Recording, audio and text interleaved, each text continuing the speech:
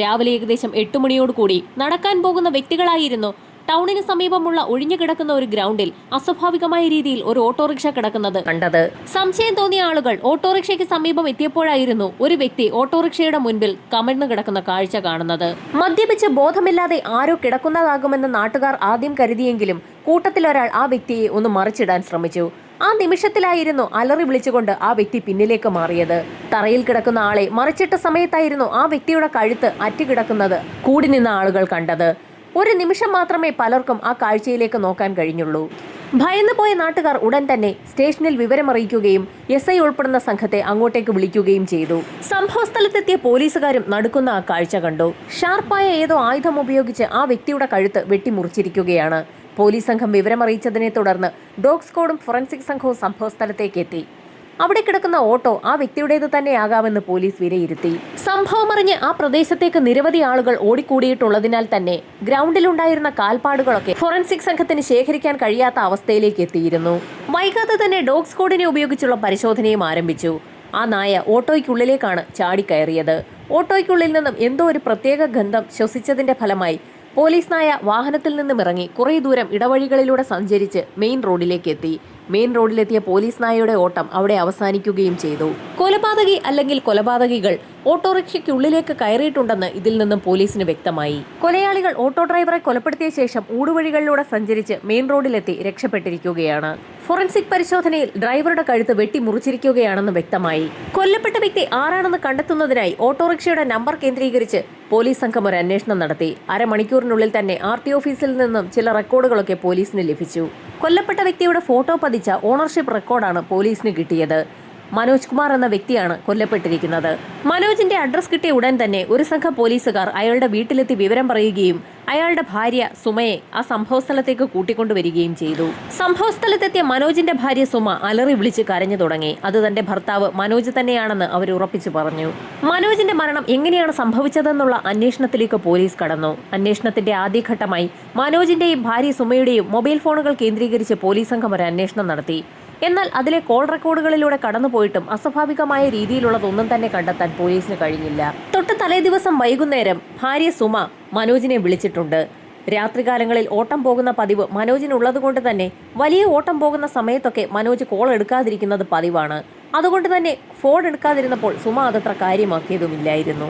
രാവിലെ ആയിട്ടും മനോജിനെ വിളിച്ചിട്ട് കിട്ടാത്ത സാഹചര്യത്തിൽ എന്ത് ചെയ്യണമെന്നറിയാതെ സുമ ഇരിക്കുന്ന സമയത്താണ് പോലീസ് സംഘം അവരുടെ വീട്ടിലേക്ക് തിരക്കിയെത്തിയതും വിവരം പറഞ്ഞതും. ഇൻക്വസ്റ്റ് നടപടികൾ പൂർത്തിയാക്കിയ ശേഷം മനോജിന്റെ മൃതദേഹം പോസ്റ്റ്മോർട്ടത്തിനായി മെഡിക്കൽ കോളേജിലേക്ക് ഷിഫ്റ്റ് ചെയ്തു. മനോജിന്റെ കഴുത്തിൽ ആഴത്തിലുള്ള ഒരു മുറിവാണുള്ളത്. ഷാർപ്പായ എന്തോ ഉപയോഗിച്ച് വരഞ്ഞിരിക്കുകയാണ്. പിൻഭാഗത്തു നിന്നുമാണ് വെട്ടിയിരിക്കുന്നത്. അങ്ങനെയെങ്കിൽ ഓട്ടോറിക്ഷയുടെ പിൻസീറ്റിലിരുന്ന വ്യക്തികളാകാം ഓട്ടോ ഓടിക്കുന്നതിനിടയിൽ മനോജിന്റെ കഴുത്തിൽ കത്തിവെച്ചിരിക്കുന്നതെന്ന് പോലീസിന് വ്യക്തമായി. ആ സമയത്ത് ഡ്രൈവർ മനോജിന് അനങ്ങാൻ കഴിയാത്ത രീതിയിൽ മറ്റേതോ വ്യക്തികൾ അയാളുടെ തലയിൽ മുറുക്ക പിടിച്ചിട്ടുണ്ടായിരിക്കാമെന്നും പോലീസ് വിലയിരുത്തി. ആരൊക്കെ ചേർന്ന് മനോജിന്റെ തലയുടെ ഭാഗം ബലമായി പിടിച്ചുവെച്ച ശേഷം കഴുത്ത് മുറിച്ചിരിക്കുകയാണ്. മനോജ് ഇരുന്ന ഓട്ടോയുടെ മുൻസീറ്റിലും തറയിലുമൊക്കെ രക്തം വീണുകിടപ്പുണ്ട്. CIയുടെ നിർദ്ദേശപ്രകാരം ഒരു സംഘം പോലീസുകാർ CCTVകൾ കേന്ദ്രീകരിച്ചുള്ള അന്വേഷണം ആരംഭിച്ചു. മനോജിന്റെ ഓട്ടോ അന്നേ ദിവസം സഞ്ചരിച്ചിട്ടുള്ള വഴികളിലെ CCTV ഫൂട്ടേജുകളൊക്കെ കളക്ട് ചെയ്യാനായിരുന്നു CI നിർദ്ദേശം നൽകിയത്. 2 ദിവസം വളരെ മെനക്കെട്ട് പോലീസ് സംഘം CCTV വിഷ്വൽസ് കേന്ദ്രീകരിച്ച് അന്വേഷണം നടത്തിയെങ്കിലും ഈ കേസുമായി മുൻപോട്ട് പോകാൻ കഴിയുന്ന ഒന്നും തന്നെ CCTV വിഷ്വൽസിൽ നിന്നും പോലീസ് സംഘത്തിന് ലഭിച്ചില്ല. സംഭവം നടന്ന ദിവസങ്ങൾ പിന്നിട്ടിട്ടും പോലീസ് സംഘം പ്രതികളിലേക്ക് എത്താത്തതിൽ നാട്ടുകാരും പ്രതിഷേധിച്ചു. എന്നാൽ ഇതേ സമയം പോലീസ് സംഘം അവരുടെ അന്വേഷണത്തിന്റെ 2ാം ഘട്ടത്തിലേക്ക് കടന്നിരുന്നു.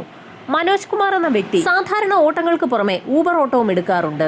സംഭവം നടന്ന ദിവസവും തൊട്ട് തലേ ദിവസങ്ങളിലുമുള്ള മനോജിന്റെ ഊബർ ഓട്ടങ്ങളുടെ ലിസ്റ്റ് പോലീസ് സംഘം എടുത്തു. ഊബർ മാനേജ്മെന്റുമായി കണക്ട് ചെയ്തിട്ടുള്ള GPS-മായി അവരുടെ എല്ലാ ഡ്രൈവർമാരുടെയും GPS കണക്റ്റഡ് ആയിരിക്കും. ആളുകളുടെ ബുക്കിംഗ് ഓട്ടമൊക്കെ അവിടെ രജിസ്റ്റർ ചെയ്യപ്പെടുകയും ചെയ്യും. തൊട്ട് തലേ ദിവസം ഊബർ ഓട്ടം ബുക്ക് ചെയ്ത് മനോജിന്റെ ഓട്ടോയിൽ യാത്ര ചെയ്തിട്ടുള്ള വ്യക്തികളുടെ മൊബൈൽ ഫോൺ നമ്പറുകളും അത് ബേസ് ചെയ്ത് അവരുടെ ടവർ ലൊക്കേഷനും കോൾ ഡേറ്റ വിവരങ്ങളും സൈബർ സെല്ലിന്റെ ഭാഗത്തു നിന്നും പോലീസ് സംഘം കളക്ട് ചെയ്തു. മനോജിന്റെ ഡെഡ് ബോഡി ആളുകൾ കാണുന്നതിന്റെ തൊട്ട് തലേ ദിവസം രാത്രി 8 മണി വരെ മനോജിന്റെ ഓട്ടോയിൽ സഞ്ചരിച്ചിട്ടുള്ള വ്യക്തികളുടെ കോൾ ഡേറ്റ ഹിസ്റ്ററി എടുക്കാൻ പോലീസ് സംഘത്തിന് കഴിഞ്ഞു. അവരുമായൊക്കെ കോൺടാക്ട് ചെയ്യാൻ കഴിഞ്ഞെങ്കിൽ പോലും 8 മണിക്ക് ശേഷം ആ ഓട്ടോയിൽ സഞ്ചരിച്ചിട്ടുള്ള വ്യക്തികളെക്കുറിച്ചുള്ള വിവരങ്ങൾ പോലീസിന് ലഭിച്ചില്ല. തലേദിവസം രാത്രി 8 മണിയോടുകൂടി മനോജിന്റെ ഓട്ടോയിൽ ഓട്ടം വിളിച്ച വ്യക്തിയെ ട്രേസ് ചെയ്യാൻ പോലീസിന് കഴിഞ്ഞില്ല. അയാളുടെ ലൊക്കേഷൻ കണ്ടെത്താൻ കഴിയാത്തതിന് കാരണം അയാൾ ബുക്ക് ചെയ്യാൻ ഉപയോഗിച്ച നമ്പറുള്ള ഫോൺ സ്വിച്ച്ഡ് ഓഫ് ആയതുകൊണ്ടാണ്. ആ വ്യക്തിയുടെ ഫോൺ ഓഫാണെന്ന് മനസ്സിലാക്കിയ നിമിഷത്തിൽ തന്നെ പോലീസിന് ഒരു അപകടം മണത്തു. ആ വ്യക്തിയായിരിക്കുമോ ഒരുപക്ഷെ ഡ്രൈവർ മനോജിനെ കൊലപ്പെടുത്തിയതെന്ന് പോലീസിന് സംശയം തോന്നി. അങ്ങനെ ചിന്തിക്കുന്നതിനിടയിലായിരുന്നു രാത്രി ഏകദേശം 9 മണിയോടുകൂടി മനോജിന്റെ ഓട്ടോ മറ്റൊരു വ്യക്തി കൂടി ബുക്ക് ചെയ്തിട്ടുണ്ടെന്ന് പോലീസിന് വിവരം ലഭിക്കുന്നത്. ആ വ്യക്തിയുടെ മൊബൈലും സ്വിച്ച്ഡ് ഓഫ് ആയിരുന്നു. 8 മണിക്കും 9 മണിക്കും ഓട്ടം ബുക്ക് ചെയ്തിട്ടുള്ള 2 വ്യക്തികളുടെയും മൊബൈൽ ഫോണുകൾ സ്വിച്ച്ഡ് ഓഫ് ആണ്. അതുകൊണ്ട് തന്നെ അവരുടെ ലൊക്കേഷൻ കണ്ടെത്താനും പോലീസിന് കഴിയുമായിരുന്നില്ല. കൃത്യമായി പറഞ്ഞാൽ രാത്രി 9 മണിക്ക് മനോജിന്റെ ഓട്ടോ ബുക്ക് ചെയ്തിട്ടുള്ള വ്യക്തി തന്നെയാണ് മനോജിന്റെ ഓട്ടോയിലെ അവസാന യാത്രക്കാരൻ. സ്വാഭാവികമായും പോലീസ് സംഘം ആ മൊബൈൽ ഫോണുകൾ ഓഫായിട്ടുള്ള അവസാന ലൊക്കേഷൻ കേന്ദ്രീകരിച്ച് അന്വേഷണം നടത്തി.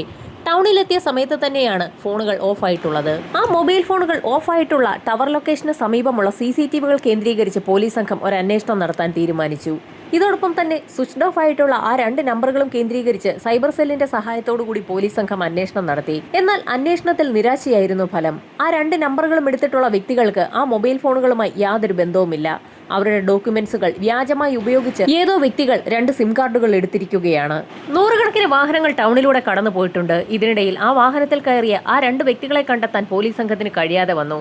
CCTVകൾ കേന്ദ്രീകരിച്ചുള്ള അന്വേഷണം തീർത്തും പരാജയമായ സാഹചര്യത്തിലാണ് ഊബർ പോലീസിന് ഒരു വിവരം നൽകുന്നത്. രാത്രി 8 മണിക്കും 9 മണിക്കും ഓട്ടം ബുക്ക് ചെയ്ത വ്യക്തികൾ ഒരേ സ്ഥലത്തേക്കാണ് ഓട്ടം വിളിച്ചിരിക്കുന്നത്. തിരൂർ ഭാഗത്തേക്ക് ഓട്ടം വിളിച്ചതുകൊണ്ട് തന്നെ ആ ഭാഗത്തേക്കുള്ള CCTVകൾ കേന്ദ്രീകരിച്ച് പോലീസ് സംഘം ഒരു അന്വേഷണം നടത്താൻ തന്നെ തീരുമാനിച്ചു. പല റൂട്ടുകളിലുള്ള CCTV കേന്ദ്രീകരിച്ച് അന്വേഷണം നടത്തിയെങ്കിലും മനോജിന്റെ ഓട്ടോ ആ CCTV വിഷ്വൽസിലൊന്നും കണ്ടെത്താൻ പോലീസിന് കഴിഞ്ഞില്ല. പല റൂട്ടുകളിലും പോലീസ് സഞ്ചരിച്ചു. പോലീസ് സംഘം പോകാത്ത മറ്റേതോ റൂട്ടിലൂടെയാണ് മനോജിന്റെ ഓട്ടോ കടന്നുപോയിട്ടുള്ളത്. ആ സമയത്താണ് പോലീസിന് മറ്റൊരു കാര്യവും ഓർമ്മ വന്നത്. ആ ഓട്ടോറിക്ഷ രാത്രി 9 മണിയോടുകൂടി അവസാനമായി ബുക്ക് ചെയ്തിട്ടുള്ള വ്യക്തി ഏത് ലൊക്കേഷനിൽ വെച്ചാണ് അത് ബുക്ക് ചെയ്തിട്ടുള്ളതെന്ന് യൂബറുമായി ബന്ധപ്പെട്ട് പോലീസ് സംഘം അന്വേഷണം നടത്തി. ഒരുപക്ഷെ ആ വ്യക്തിയെ കയറ്റുന്നതിന് വേണ്ടി ഓട്ടോറിക്ഷയുടെ റൂട്ട് മാറ്റിവിട്ടതാകാമെന്ന് പോലീസ് സംശയിച്ചു. ഏതാനും നിമിഷങ്ങൾക്കകം തന്നെ യൂബർ വിവരം നൽകി. രണ്ടാമത്തെ വ്യക്തി കയറിയിരിക്കുന്നത് മനോജ് കുമാറിന്റെ ഡെഡ് ബോഡി കിടന്ന ഗ്രൗണ്ടിന് സമീപത്തേക്ക് പോകുന്ന റോഡിൽ വെച്ചാണ്. അങ്ങനെ പോലീസ് സംഘം ആ റൂട്ടിലെ CCTVകൾ കേന്ദ്രീകരിച്ച് അന്വേഷണം നടത്തിയപ്പോഴാണ് അവസാനമായി ഒരു വിഷ്വൽ പോലീസിന് ലഭിക്കുന്നത്. ഒരു വീട്ടിൽ നിന്നുള്ള CCTV വിഷ്വലാണ് പോലീസിന് ലഭിച്ചിരിക്കുന്നത്. ആ വീട്ടിലെ CCTV ക്യാമറ റോഡിലേക്ക് തിരിഞ്ഞാണ് ഇരിക്കുന്നത്. അതുകൊണ്ടാണ് ആ റൂട്ടിലൂടെ ഓടിയ ഓട്ടോയുടെ അകത്തിരുന്ന വ്യക്തികളുടെ ചിത്രങ്ങൾ പോലും പകർത്താൻ ക്യാമറയ്ക്ക് കഴിഞ്ഞത്. ഓട്ടോറിക്ഷയിൽ മനോജിനൊപ്പം പിൻസീറ്റിൽ മറ്റൊരാൾ കൂടിയുണ്ട്. ആ വ്യക്തിയുടെ ചിത്രം ഏകദേശം വ്യക്തമായി തന്നെ കാണാം. ആ ചിത്രം പകർത്തിയ പോലീസ് സംഘം ഉടൻ തന്നെ ആ വിഷ്വൽ സമീപത്തുള്ള എല്ലാ സ്റ്റേഷനുകളിലേക്കും അയച്ചു കൊടുത്തു. പോലീസിന്റെ വാട്സ്ആപ്പ് ഗ്രൂപ്പുകളിലും ഫോട്ടോ ഷെയർ ചെയ്യപ്പെട്ടു. അതിന് ഫലമുണ്ടാവുകയും ചെയ്തു. അരമണിക്കൂറിനകം തന്നെ ആ വ്യക്തിയെ പരിചയമുള്ള ഒരു വ്യക്തി പോലീസുമായി കോൺടാക്ട് ചെയ്തു. അത് ശ്രീകുമാർ എന്ന വ്യക്തിയാണ്. എന്നാൽ അയാളുടെ നമ്പറിലേക്ക് വിളിച്ചപ്പോൾ അത് സ്വിച്ച്ഡ് ഓഫ് ആണ്. ശ്രീകുമാറിന്റെ മൊബൈൽ ഫോൺ അവസാനമായി ഓഫായ ലൊക്കേഷൻ പോലീസ് സംഘം കണ്ടെടുത്തു. ആ ലൊക്കേഷൻ വളയുകയും ചെയ്തു. ലൊക്കേഷൻ വളഞ്ഞ് 1 മണിക്കൂറിനകം തന്നെ ശ്രീകുമാർ പോലീസിന്റെ കസ്റ്റഡിയിലുമായി. പോലീസ് സംഘം എത്ര ചോദ്യം ചെയ്തിട്ടും തനിക്കൊന്നും അറിയില്ല എന്ന് ശ്രീകുമാർ ആവർത്തിച്ച് പറഞ്ഞു. ഈ സമയത്തായിരുന്നു മനോജിന്റെ ഓട്ടോയിൽ ശ്രീകുമാർ ഇരിക്കുന്ന വിഷ്വൽ പോലീസ് സംഘം ശ്രീകുമാറിനെ കാണിച്ചത്. പിന്നീട് ശ്രീകുമാറിന് ഒന്നും ഒളിച്ചു വെക്കാൻ കഴിഞ്ഞില്ല. അയാൾ പല കഥകളും പോലീസിനോട് പറഞ്ഞു തുടങ്ങി. തനിക്കൊരു അബദ്ധം പറ്റിയതാണെന്നും താൻ തന്നെയാണ് മനോജിനെ കൊലപ്പെടുത്തിയതെന്നും ശ്രീകുമാർ പോലീസിനോട് പറഞ്ഞു. ഈ സമയത്തായിരുന്നു ശ്രീകുമാറിനൊപ്പം ഉണ്ടായിരുന്ന മറ്റൊരു വ്യക്തി ആരാണെന്നുള്ള കാര്യം പോലീസ് ചോദിച്ചത്. അത് മോഹിത്താണെന്നും മോഹിത്തും താനും കൂടി ചേർന്നാണ് മനോജിനെ ഇല്ലാതാക്കിയതെന്നും അയാൾ പോലീസിനോട് പറഞ്ഞു. 8 മണിക്ക് ശ്രീകുമാർ മനോജിന്റെ ഓട്ടോ ബുക്ക് ചെയ്തു. അവർ യാത്ര ചെയ്യുന്നതിനിടയിലായിരുന്നു മറ്റൊരു ഓട്ടം കൂടിയുണ്ടെന്ന് ഊബർ മനോജിനെ അറിയിക്കുന്നത്. അവർ പോകുന്ന റൂട്ടിൽ തന്നെ ആയതുകൊണ്ട് ആ ഓട്ടം കൂടി എടുത്തുകൊള്ളാൻ ഓട്ടോയിലുണ്ടായിരുന്ന ശ്രീകുമാർ മനോജിനോട് പറയുകയും ചെയ്തു. അങ്ങനെ പാതി വഴിയിലെത്തിയപ്പോൾ മോഹിത്തും ഓട്ടോയിലേക്ക് കയറി. യഥാർത്ഥത്തിൽ മോഹിത്തും ശ്രീകുമാറും തമ്മിൽ പരിചയക്കാരാണെന്നുള്ള കാര്യം മനോജിന് അറിവില്ലായിരുന്നു. അങ്ങനെ അവർ പറഞ്ഞ വഴിയിലൂടെ മനോജ് വാഹനം ഓടിക്കുന്ന സമയത്താണ് ആ ഗ്രൗണ്ടിന്റെ പരിസരത്തെത്തിയത്. ഗ്രൗണ്ടിന് സമീപം എത്തിയപ്പോൾ വാഹനം ഒന്ന് സ്ലോ ചെയ്യാൻ മോഹിത്ത് മനോജിനോട് പറഞ്ഞു. മനോജ് അതിന്റെ അടിസ്ഥാനത്തിലായിരുന്നു വാഹനം ഒന്ന് സ്ലോ ചെയ്തത്. ആ നിമിഷത്തിൽ തന്നെ ശ്രീകുമാർ തന്റെ കൈവശമുണ്ടായിരുന്ന കത്തി ഉപയോഗിച്ച് മനോജിന്റെ കഴുത്തിലേക്ക് ആഞ്ഞു വെട്ടി. മനോജ് അനങ്ങാതിരിക്കുന്നതിനായി മോഹിത്ത് ആ സമയത്ത് മനോജിന്റെ തലയിലേക്ക് ആഞ്ഞു പിടിച്ചു. വാഹനം മറിയാൻ സാധ്യതയുണ്ടെന്ന് മനസ്സിലാക്കിയ മോഹിത്ത് വാഹനം അതിവേഗത്തിൽ തന്നെ ഓഫ് ചെയ്യിക്കുകയും ചെയ്തു. അതിനുശേഷം ഇരുവരും ചേർന്ന് മനോജിന്റെ ഓട്ടോ ഗ്രൗണ്ടിലേക്ക് ഓടിച്ചു കയറ്റി. മനോജിന്റെ മരണം ഉറപ്പാക്കിയ സംഘം മനോജിന്റെ മൃതശരീരം ഓട്ടോയിൽ നിന്ന് തള്ളിയിടുകയും ചെയ്തു. അതിനുശേഷം ഒന്നും സംഭവിക്കാത്തതുപോലെ ഇരുവരും ഗ്രൗണ്ടിൽ നിന്നും റോഡിലേക്ക് നടന്നു. ആ സമയത്തായിരുന്നു അവരുടെ വസ്ത്രത്തിൽ രക്തം തെറിച്ചിരിക്കുന്ന കാഴ്ച ഇരുവരും ശ്രദ്ധിക്കുന്നത്. രക്തം പുരണ്ട ഷർട്ടുമായി ടൗണിലേക്ക് എത്തിയാൽ അത് നാട്ടുകാരിൽ സംശയമുണ്ടാക്കുമെന്ന് മനസ്സിലായതുകൊണ്ട് തന്നെ ശ്രീകുമാർ താൻ ഇട്ടിരുന്ന ഷർട്ടൂരി മോഹിത്തിന്റെ കയ്യിൽ കൊടുത്തതിനു ശേഷം സമീപത്തുണ്ടായിരുന്ന ഒരു ചെറിയ തുണിക്കടയിൽ ചെന്ന് തന്റെ ഷർട്ടിൽ ചെളി തെറിച്ചു എന്ന് പറഞ്ഞ് 2 ഷർട്ട് വാങ്ങുകയും ഒരു ഷർട്ട് കടയിൽ വെച്ച് തന്നെ ധരിച്ച ശേഷം രണ്ടാമത്തെ ഷർട്ട് കൊണ്ടുവന്ന് മോഹിത്തിന് കൊടുക്കുകയും ചെയ്തു. അവരുടെ കൈവശമുണ്ടായിരുന്ന രക്തം പുരണ്ട ഷർട്ടും കൈവശമുണ്ടായിരുന്ന കൊലപാതകത്തിന് ഉപയോഗിച്ച കത്തിയും ഒരു സ്ഥലത്ത് കൊണ്ടുപോയി 2 പേരും കൂടി കത്തിക്കുകയും ചെയ്തു. കാര്യങ്ങളൊക്കെ ഭംഗിയായെന്ന് മനസ്സിലാക്കി ഇരുവരും ടൗണിലെത്തുകയും ഒരു ഒളിസങ്കേതത്തിൽ പോയി താമസിക്കുകയും ചെയ്തു. ഇത്രയും കാര്യങ്ങൾ ശ്രീകുമാർ സിഐയോട് പറഞ്ഞ നിമിഷത്തിൽ തന്നെ അദ്ദേഹം മറ്റൊരു ചോദ്യം ശ്രീകുമാറിനോട് ചോദിച്ചു. ശ്രീകുമാറിന്റെ കോൾ ഡാറ്റ റെക്കോർഡുകൾ പരിശോധിച്ച സമയത്ത് ശ്രീകുമാറിന്റെ ഫോണിലേക്ക് ഒരു നമ്പറിൽ നിന്നും നിരവധി കോളുകൾ സംഭവം നടക്കുന്നതിന് മുൻപ് വന്നിട്ടുണ്ട്. ആ വ്യക്തി ആരാണെന്നുള്ള ചോദ്യത്തിന് ശ്രീകുമാറിന് മറുപടി പറയാൻ തീരെ ബുദ്ധിമുട്ടായിരുന്നു. പോലീസ് വീണ്ടും വീണ്ടും ആവർത്തിച്ച് ചോദിച്ചപ്പോൾ അത് തന്റെ കാമുകിയുടെ നമ്പറാണെന്ന് ശ്രീകുമാർ പോലീസിനോട് പറഞ്ഞു. പോലീസ് സംഘം ഉടൻ തന്നെ ശ്രീകുമാറുമൊത്ത് ശ്രീകുമാറിന്റെ കാമുകിയുടെ വീട്ടിലേക്ക് എത്തി. ഇതേ സമയം തന്നെ ശ്രീകുമാറിന്റെ കൂട്ടാളിയായ മോഹിത്തിനെ മറ്റൊരു സംഘം പോലീസുകാർ അയാൾ ഒളിച്ചിരുന്ന സ്ഥലത്തു നിന്നും പിടികൂടിയിരുന്നു. സിഐ ഉൾപ്പെടുന്ന സംഘം ശ്രീകുമാറിന്റെ കാമുകിയുടെ വീട്ടിലെത്തിയപ്പോൾ ആ വീടിന് മുൻപിൽ കുറച്ച് ആളുകളുണ്ട്. ഏതാനും ദിവസങ്ങൾക്ക് മുൻപ് ആ വീട്ടിൽ ഒരു മരണം നടന്നിട്ടുണ്ട്. ആ വീട്ടിലെ ചെറുപ്പക്കാരൻ ഒരു ഓട്ടോറിക്ഷ ഡ്രൈവറാണ്. അയാളെ ആരൊക്കെയോ ചേർന്ന് കൊലപ്പെടുത്തിയിരിക്കുകയാണ്. ആ വീട്ടിലേക്കാണ് പോലീസ് സംഘം എത്തിയിരിക്കുന്നത്. കോളിംഗ് ബെല്ലടിച്ച നിമിഷത്തിൽ തന്നെ വാതിൽ തുറക്കപ്പെട്ടു. വീട്ടിലേക്ക് കയറിയ നിമിഷത്തിൽ മനോജിന്റെ ഭാര്യ പോലീസുകാരോട് കാര്യങ്ങൾ തിരക്കി. പോലീസ് സംഘം ഒരു നമ്പർ മനോജിന്റെ ഭാര്യ സുമയെ കാണിച്ചിട്ട് ആ നമ്പർ പരിചയമുണ്ടോ എന്ന് ചോദിച്ചപ്പോൾ സുമ തനിക്ക് പരിചയമില്ലാത്ത നമ്പറാണെന്ന് പോലീസിനോട് പറഞ്ഞു. എന്നാൽ അതേ നിമിഷത്തിൽ തന്നെ സിഐ തന്റെ ഫോണിൽ ആ നമ്പർ ഒന്ന് ഡയൽ ചെയ്ത് കോൾ ചെയ്യുകയും ചെയ്തു. കോൾ ചെയ്ത നിമിഷത്തിൽ തന്നെ കോൾ കണക്ട് ആവുകയും ആ വീടിന്റെ ഒരു മുറിയിലിരുന്ന് ഒരു ഫോൺ റിങ് ചെയ്യുകയും ചെയ്തു. സുമയ്ക്ക് പരിചയമില്ലാത്ത ഒരു നമ്പർ ആ വീട്ടിലിരുന്ന് റിങ് ചെയ്യുകയാണ്. പോലീസുകാർക്കൊപ്പമുണ്ടായിരുന്ന വനിതാ SI ആ മുറിക്കുള്ളിലേക്ക് കടന്നു ചെന്ന് മൊബൈൽ ഫോണുമായി പ്രധാന ഹാളിലേക്ക് എത്തി. ഈ കാഴ്ചയൊക്കെ കണ്ടുകൊണ്ട് എന്താണ് സംഭവിക്കുന്നതെന്ന് മനസ്സിലാകാതെ ആ വീട്ടിലുള്ള ആളുകൾ ആ പ്രധാന ഹാളിൽ തന്നെ നിൽക്കുന്നുണ്ടായിരുന്നു. സിഐ ആ ഫോൺ ഓണാക്കാൻ ശ്രമിച്ചപ്പോൾ അത് ലോക്ക്ഡ് ആണെന്ന് മനസ്സിലായി. അതിൽ ഫേസ് ലോക്കാണ് ഉപയോഗിച്ചിരിക്കുന്നതെന്ന് മനസ്സിലാക്കിയ സിഐ വെറുതെ ആ ഫോൺ സുമയുടെ നേർക്കൊന്ന് പിടിച്ചു നോക്കുകയും ചെയ്തു. സുമയുടെ മുഖത്തേക്ക് ആ മൊബൈൽ ഫോൺ കാണിച്ച നിമിഷത്തിൽ തന്നെ അതിന്റെ ലോക്ക് ഓപ്പൺ ആവുകയും ചെയ്തു. ആ ഫോണിന്റെ കോൾ ഹിസ്റ്ററി പരിശോധിച്ചപ്പോൾ ആ ഫോണിൽ നിന്നും ഒരു വ്യക്തിയെ നിരന്തരം വിളിച്ചിരിക്കുന്നതായി പോലീസിന്റെ ശ്രദ്ധയിൽപ്പെട്ടു. കുമാർ എന്ന വ്യക്തിയുടെ നമ്പറിലേക്കാണ് ആ ഫോണിൽ നിന്നും നിരവധി തവണ കോൾ പോയിട്ടുള്ളത്. കുമാർ എന്ന വ്യക്തി ആരാണെന്നുള്ള പോലീസിന്റെ ചോദ്യത്തിന് സുമയ്ക്ക് മറുപടി ഉണ്ടായിരുന്നില്ല. ആകെ വിളറി വെളുത്ത നിലയിലായിരുന്നു സുമയുടെ അവസ്ഥയപ്പോൾ. ഈ കോൾ ലിസ്റ്റിലുള്ള കുമാർ എന്ന ശ്രീകുമാർ തങ്ങളുടെ കസ്റ്റഡിയിലാണെന്നും അയാളാണ് തങ്ങളെ ഈ വീട്ടിലേക്ക് കൂട്ടിക്കൊണ്ടുവന്നതെന്നും സിഐ സുമയോട് പറഞ്ഞു. അത് മാത്രവുമല്ല, ജീപ്പിലുണ്ടായിരുന്ന ശ്രീകുമാറിനെ പോലീസുകാർ ചേർന്ന് ആ വീടിനുള്ളിലേക്ക് കൊണ്ടുവരികയും ചെയ്തു.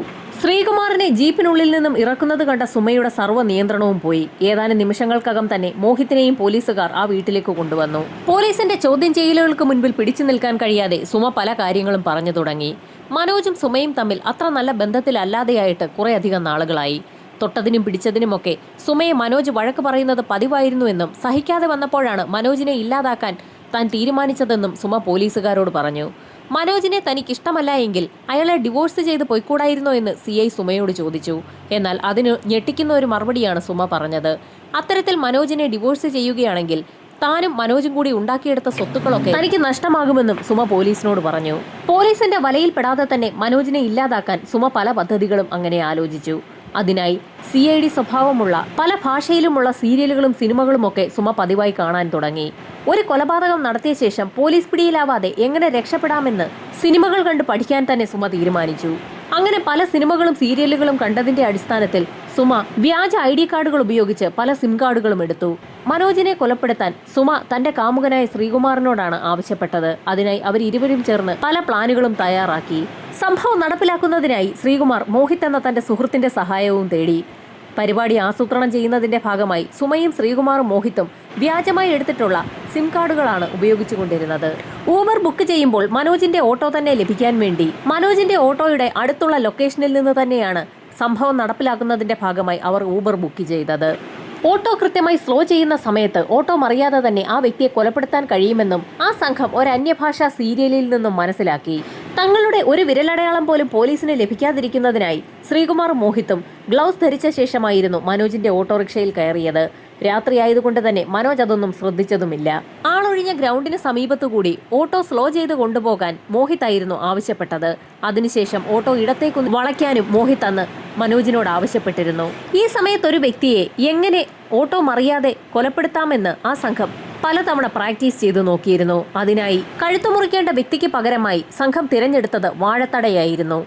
വാഴത്തടയിൽ പല പ്രാവശ്യം കത്തി കുത്തിയിറക്കി പ്രാക്ടീസ് ചെയ്തതിനു ശേഷമാണ് ശ്രീകുമാറും മോഹിത്തും പ്ലാൻ നടപ്പിലാക്കിയത്. ഒറ്റവെട്ടിന് കഴുത്ത് എങ്ങനെ അറ്റുപോകാമെന്ന് ഒരുപാട് തവണ അവർ പഠനം നടത്തുകയും പ്രാക്ടീസ് ചെയ്യുകയും ചെയ്തിരുന്നു. അങ്ങനെ അവർ ഒരു ഡേറ്റ് തീരുമാനിക്കുകയും മനോജിന്റെ ഊബർ ബുക്ക് ചെയ്യുകയുമായിരുന്നു. കൊലപാതകം നടന്ന ശേഷം അതുമായി ബന്ധപ്പെട്ടുള്ള വസ്തുവകകളൊക്കെ കത്തിച്ചു കളയുന്നതാണ് നല്ലതെന്നും ആ അന്യഭാഷാ ചിത്രത്തിൽ നിന്നും ആ വ്യക്തികൾ മനസ്സിലാക്കിയിരുന്നു. കൃത്യം നടത്തിയ ശേഷം ആ സംഭവവുമായി ബന്ധപ്പെട്ടുള്ള ഫോണുകൾ സ്വിച്ച് ഓഫ് ആക്കി വെക്കുകയും ചെയ്തു. കൃത്യം നടത്താൻ ഉപയോഗിച്ച മൊബൈൽ ഫോണുകൾ സ്വിച്ച് ഓഫ് ആക്കിയ ശേഷം ഇരുവരും ഒളിവിൽ പോവുകയായിരുന്നു. എന്നാൽ അവർ അവരവരുടെ സ്വന്തം മൊബൈൽ ഫോണുകൾ സ്വിച്ച് ഓഫ് ആക്കിയിടത്താണ് അവർക്ക് പിഴവ് പറ്റിയത്. സുമ ഇത്രയും കാര്യങ്ങൾ പോലീസിനോട് പറഞ്ഞപ്പോൾ തീർത്തും അമ്പരപ്പോടുകൂടിയായിരുന്നു സുമയുടെയും അതുപോലെ തന്നെ മനോജിന്റെയും ബന്ധുക്കൾ അതൊക്കെ കേട്ടുകൊണ്ട് നിന്നത്. സുമയുടെ കുറ്റസമ്മതം മൊഴി രേഖപ്പെടുത്തിയ പോലീസ് സംഘം സുമയെയും ശ്രീകുമാറിനെയും മോഹിത്തിനെയും കൂട്ടി സ്റ്റേഷനിലേക്ക് പോയി. തൊട്ടടുത്ത ദിവസം തന്നെ മൂവരെയും മജിസ്ട്രേറ്റിന് മുൻപാകെ ഹാജരാക്കി റിമാൻഡ് ചെയ്തു. 90 ദിവസത്തിനകം അന്വേഷണം പൂർത്തിയാക്കി കുറ്റപത്രം കോടതിയിൽ സമർപ്പിക്കാൻ കഴിയാത്ത ഒരു സാഹചര്യം പോലീസ് സംഘത്തിനുണ്ടാവുകയാണെങ്കിൽ മൂവർ സംഘത്തിന് ജാമ്യം കിട്ടാൻ സാധ്യതയേറെയാണ്. പ്രതികൾക്ക് ജാമ്യം കിട്ടുമോ എന്നുള്ള കാര്യം വരും ദിവസങ്ങളിൽ തന്നെ അറിയാൻ സാധിക്കും.